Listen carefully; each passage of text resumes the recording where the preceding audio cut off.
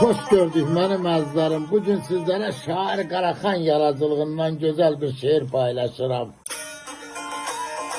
Şair yazır ki bir yerde ki hak, adalet yoktursa, kurduğun bir devlet neye gerektir? Bir karnı aç yetimlerin çoktursa, yığdığın var devlet neye gerektir?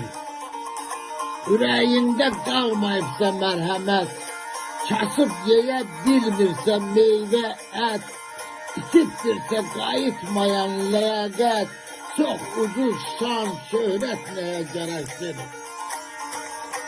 Zalimlerin dava dala salırsa, yer üzünü yine kan alırsa, dediğin söz kağıt kalırsa, verdiğin mühlet neye gerektir?